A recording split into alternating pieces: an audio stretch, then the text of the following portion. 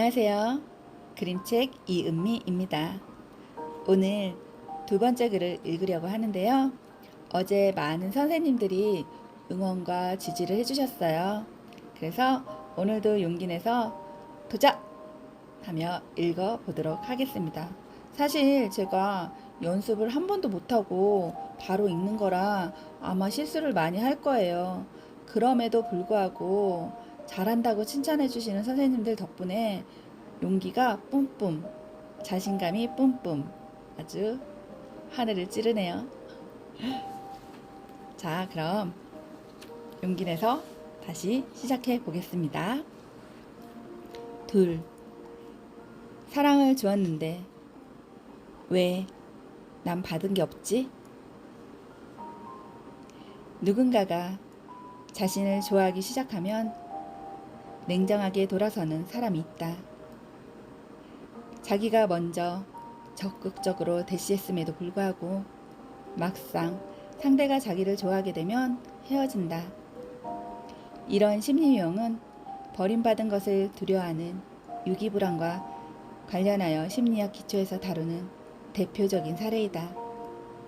유기불안은 불우하게 자랐거나 학대받은 경험이 상처로 남아 커서도 늘 남에게 버림받아지는 것을 두려워하는 심리다. 그래서 고아나 부모가 일찍 사망해 혼자 자란 경우 부모가 있기는 하나 사랑을 거의 받지 못하여 있으나 만화한 존재로 취급당하였음을 때 흔히 이런 심리가 발생한다. 이것은 자기 감정을 보호하려는 데서 나오는 심리적 방어 작용이다. 충분한 사랑과 관심을 못 받고 자란 사람은 어떤 식으로든 자기 존재감이 위축된다. 내가 못나서 그런가?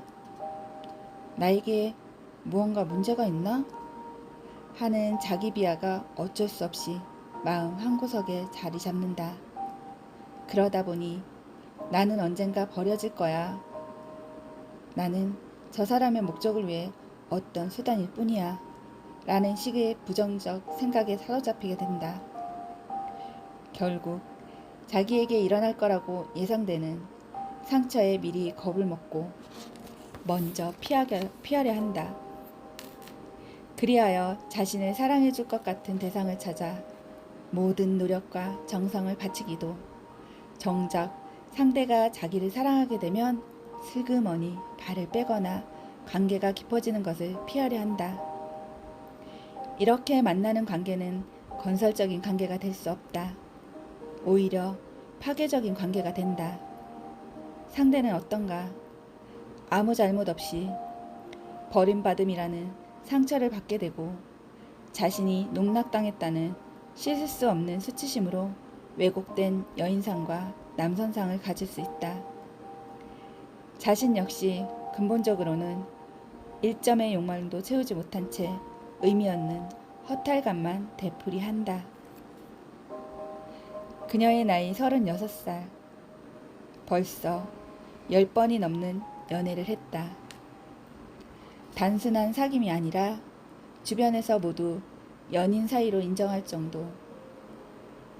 곧 결혼할 거라고 말하는 연애 횟수가 그만큼이다.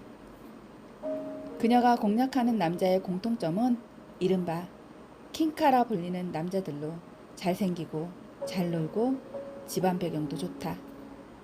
그녀는 그런 남자들을 어렵게 자기 남자로 만들고도 남자가 자기에게 푹 빠진 정점의 순간이 오면 냉정하게 이별을 통보한다. 그녀는 자신을 꽤 괜찮은 여자라고 생각한다. 자신의 매력에 자부심도 있다. 실제로 보통 이상의 매력을 지닌 여성이다. 자신의 매력을 스스로 자신만의 고유한 힘이라고 여기는 도도한 면도 있다. 그런데 왜 그런 행동을 하는 걸까?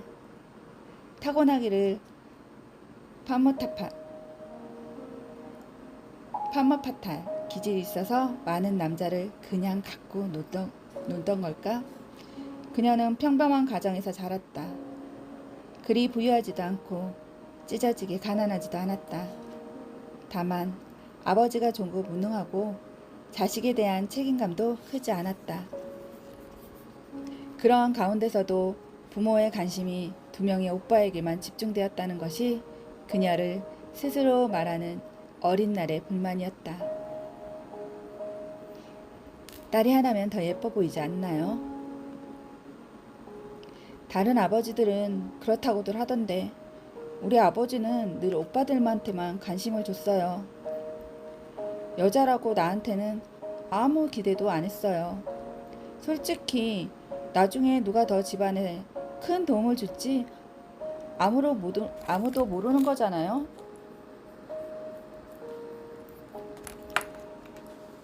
기분 좋게 술 한잔 걸치고 들어온 날도 두 오빠에게만 너희가 집안의 기둥이라느니 이 다음에 잘 되면 부모 잘 모셔야 한다느니 다짐을 주었단다.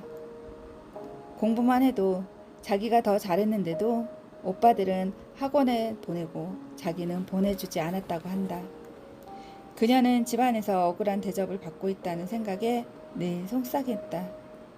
그녀는 오빠들에 대한 부모의 편애를 원망하면서도 한편으로는 늘 따뜻한 관심을 그리워했다. 특히 드라마에 나오는 능력 있고 자상한 아버지상에 많이 목말라 했다. 아버지가 무능력하다 보니 이 다음에 자신을 건사해줄 아들에게만 기대를 건다고 보았다. 그녀는 나에게 항변했다. 선생님, 우리 부모님은 내게 사랑을 주었다는데 왜 난 받은 게 없죠? 왜 받은 게 없어요? 이렇게 예쁘게 잘 키우셨구먼. 아니에요. 내 안에는 받은 사랑이 없어요. 그 사랑이 그리워 항상 전 목말랐었다고요. 그럼 목말랐던 사랑을 받고 싶어서 잘나고 멋진 남자들에게 대시했던 거예요? 그들이 그 사랑을 줄 것 같아서? 그런 면도 있을 거예요. 그렇다면 남자가 당신을 좋아하게 되었을 때 왜 버리는 거죠? 그 사랑을 받아 채우면 되잖아요. 글쎄요. 그녀는 답을 회피하고 있었다. 당신에게 관심을 주지 않았던 아버지에 대한 복수심 같은 걸까요? 복수심까지는 그런 생각은 해본 적 없고 잘 모르겠네요. 남자를 찰 때의 기분은 어때요? 더러워요. 왜 더러워요? 당신이 차는 거잖아요. 그 남자들의 마음 엄마 입장에서 생각해보면 당신이 참 미울 것 같아요. 그랬다. 가끔 상담하는 과정에서 감정이 전이되어 미움이 올라온다. 그럴 때 아닌 척하며 상담하기가 쉽지 않다. 그래서 나는 오히려 그 감정을 표현한다. 그것도 돌려 말하지 않고 직접적으로 말이다. 그래야 감정의 오해 없이 서로 진전이 가능하다. 솔직히 현실적으로 그 애들에게 맞춰 연애할 형편이 아니거든요. 우리 집이 부자도 아니고 달리 내세울 것도 없고. 그거구나. 그녀의 당당하고도 도도하기까지 한 태도가 일순간 무너지는 것을 느꼈다. 그런 거라면 처음부터 킹카드를 상대하지 않으면 되잖아요. 킹카 아닌 애들은 양이 안 차나 보죠? 네, 양이 안 차요. 버릴 때 버리더라도 킹카들이 날 좋아해야 기분이 좋지. 찌질한 애들은 처음부터 사귈 마음이 없어요. 남들이 어렵다고 하는 애들을 좋아하기만 만들어야 쾌감도 더 크고요. 근데 정작 남자들이 당신을 좋아하면 현실적으로 딸려서 캥긴다는 거고요. 캥기진 않아요. 단지 그런 애들과 계속 사귀려면 남다른 노력이 필요한데 노력하는 게 싫어요. 내 남자로 만들 때까지는 어떤 노력이라도 해야겠던데 막상 날 좋아한다고 하면 더는 노력할 마음이 없어져요. 내가 왜 노력까지 하면서 연애를 해야 해요? 어쩌면 당신은 사는 게 아니라 도망가는 게 아닐까요? 그렇게 생각하진 않나요? 대답이 없다. 왜? 내 얘기에 빈정 상했어요? 그래도 난 해야겠는데. 당신은 찬다고 말하고 싶지만 지레에 겁먹고 도망가는 거라고. 뭐 그렇게 말하면 그렇다고 볼 수도 있겠죠. 어쩌면 세상의 모든 문제가 그렇다. 주는 사람과 받는 사람의 인식 차이에서 많은 문제가 생긴다. 주는 사람이 세상을 다 주었다고 말해도 받는 사람이 안 받았다고 느끼면 안 받은 거고, 상대는 별로 준 게 없다고 생각해도 받은 사람이 큰 것을 받았다고 생각하면 큰 것을 받은 것이다. 주고받은 것의 크기는 준 사람이 아니라 받는 사람에게서 결정된다. 이 점에서 그녀는 어릴 때부터 늘 자기가 마땅히 받아야 하는 사랑과 관심을 한 번도 못 받았다고 여기고 있었다. 또 자신의 매력에 상당한 자부심이 있었지만 심리적으로는 자기를 작게 보고 있었다. 그 반사작용으로 남에게는 오히려 실제의 자기 이상으로 크게 포장해서 보여줬다. 킹카만 공략하는 것도 그 때문이다. 그러다가 남자들이 자기에게 끌려오면 자기는 작은 자기가 드러날까봐 미리 차단한다. 그녀의 행동의 밑바탕에는 이런 심리가 있는 것이다. 문제는 그녀가 이런 자신의 심리를 정확히 알지 못한 채 수많은 남성과 맺었던 관계 패턴으로 인해 오히려 남성들이 이유 없이 버림받았다는 상처를 받게 된다는 것이다. 당신 말을 듣다 보니 자연스레 자식 가진 입장에서 생각해 보게 되네요. 만약 내 아들이 이런 사랑을 하다가 졸지에 버림받게 되면 그 애는 물론이겠지만 옆에서 바라보는 나도 많이 아플 것 같아요. 아버지를 이해할 수 없다고 했죠? 당신에게 차인 남자들도 당신을 전혀 이해하지 못할 거예요. 많이 상처받거나 분노하겠죠. 내가 뭘 잘못했는지, 무엇 때문에 싫어지는 건지 이유라도 알고 싶어 가슴이 답답할 거예요. 그리고 그런 아픔을 누구보다 이해할 수 있는 사람은 바로 당신이 아닐까요? 그녀를 반성시키고자 이런 말을 한 것은 아니다. 나를 찾아왔을 때 그녀는 이미 지쳐 있었다. 그런 황폐한 연애는 이제 그만둘 때라는 말을 그녀는 듣고 싶었을 것이고 나는 그 말을 해주었을 뿐이다. 관계만큼 우리가 살아가는 데 있어서 중요한 화두는 또 있을까? 부모-자식 관계, 부부관계, 교우관계, 직장 동료와 상사 등 조직에서의 관계, 스승과 제자의 관계 등 우리는 혼자 살 수 없는 사회적 동물로서 관계 맺음을 하고 있다. 이러한 무수한 관계 맺음이 원활하면 얼마나 좋을까. 하지만 갈등 없이는 얘기 안 되는 것이 인생사다. 결국 건강하게 살아가기 위해서는 한 번쯤 갈등을 유발하는 근원적인 문제를 짚고 가야 한다. 그것이 우리가 풀어야 할 삶의 과제다. 태어나고서부터 한 번도 웃지 않는 아기에게 아기를 웃게 하려고 노력하는 왕비의 이야기를 담은 윤지희 작가의 그림책 방긋 아가씨를 읽어보라고 했다. 그녀가 말했던 사랑을 받지 못한 억울함을 볼 수 있다.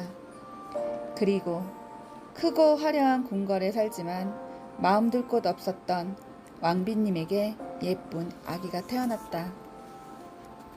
왕비님은 온종일 아기를 정성껏 돌보지만 이상하게도 아기는 웃지 않았다. 좋은 옷과 맛있는 요리, 재밌는 공연을 보여주었지만 아기는 웃지 않았다. 이 대목을 눈여겨보면 아하 하고 무릎을 치게 될 것이다. 왕비는 그녀가 사랑이라고 생각한 모든 것을 아기에게 주었다. 그러나 아기는 여전히 웃지 않았다. 만일 이 아기가 어른이 되어서 상담을 위해 내 앞에 앉았다면 아기는 나에게 뭐라고 하소연을 했을까 생각해 본다. 엄마가 저를 위해 참 많은 것을 해줬다고 하는데 교수님, 전 받은 게 없어요. 왕비님이 주었다는 사랑은 왕비의 것이다. 아기에게 전달되지 않았으니 말이다. 아기가 받고 싶은 것은 물리적인 환경이 아니었다.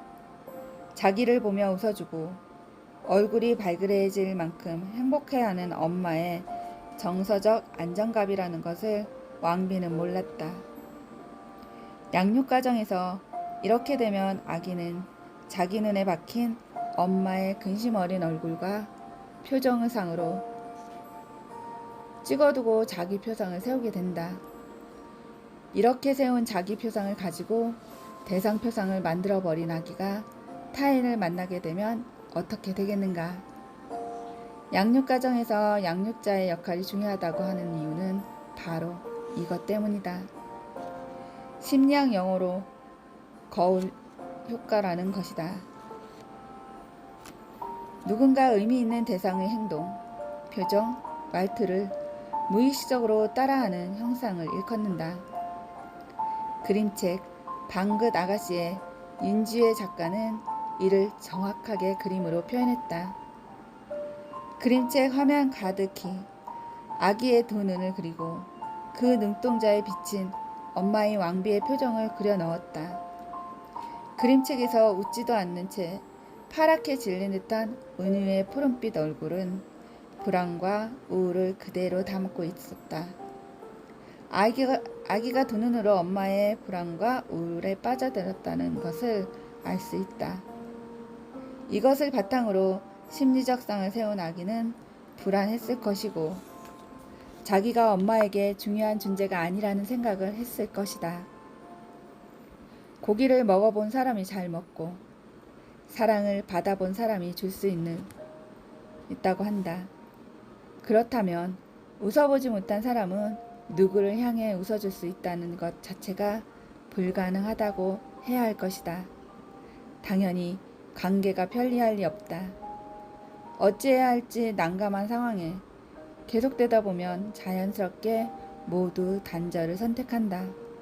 자신을 스스로 가로막고 마는 것이다. 자기가 자기 자신을 가로막다니 누가 왜 그런 짓을 하겠는가? 그런데 안타깝게도 많은 이들이 그런다.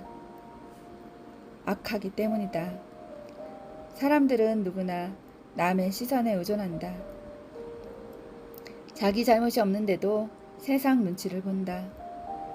잘못을 남에게 떠넘기는 게 쉽고 흔히들 그러는 것 같지만 사실은 대부분 자기 안에서 잘못을 찾는다. 착해서가 아니라 약하기 때문이다.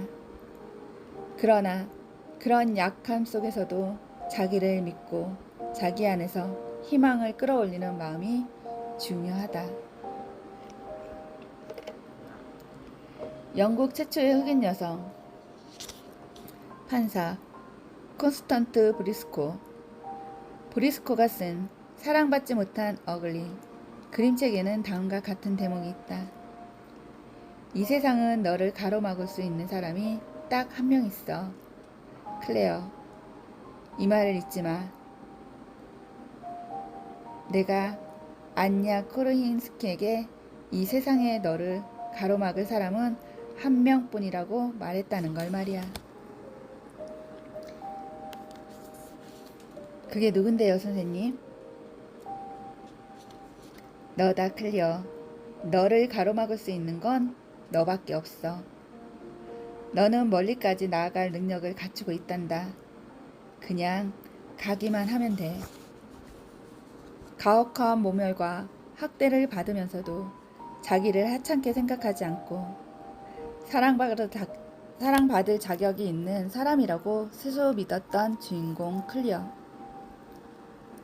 클리어는 세상은 자기를 믿는 사람을 믿어준다 라는 말을 가슴에 품고 있었다. 우리 모두 자기를 믿으며 자기 마음으로 세상을 보려는 하는 사람을 신뢰하지 않았던가. 그런 사람이 친구가 되고 싶지 않던가. 자기를 믿는 마음에는 힘찬 생명력이 있다. 그 힘은 주변 사람들마저 기분 좋게 감염시켜 생명의 에너지를 끌어올리게 한다. 이제 그녀는 지금의 연애 패턴에서 나와야 한다.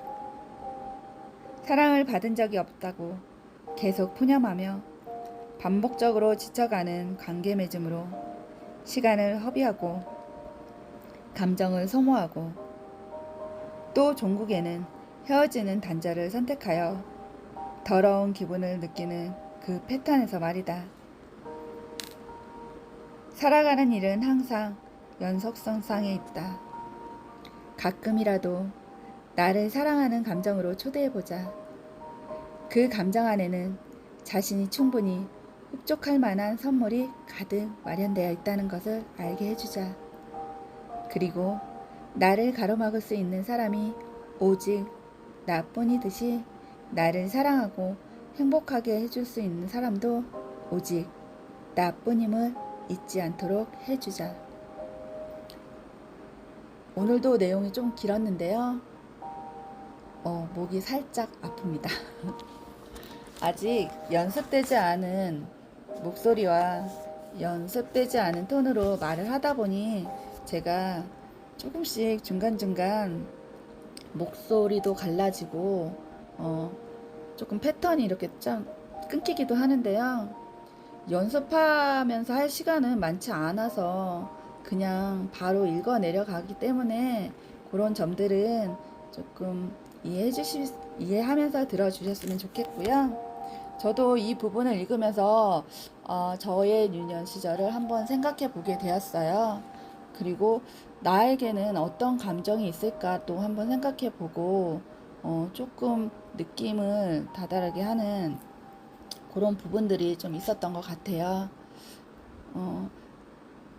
혹시 이 영상을 들으신 선생님들도 한번 조용히 내 자신의 내면에 어떤 감정이 있는지, 유기불안은 있지 않은지, 또 비교하는 다른 무엇이 또 있지 않은지, 사랑을 받았다는 것보다 사랑을 받지 못했다는 감정이 더 힘들게 하는 것 같아요. 저도 한번 차근차근 생각을 좀 해보려고 합니다. 오늘도 부족한 목소리 들어주셔서 감사하고요. 다음 주에 세 번째 이야기 또 시작하겠습니다. 감사합니다. 편안한 밤 되세요.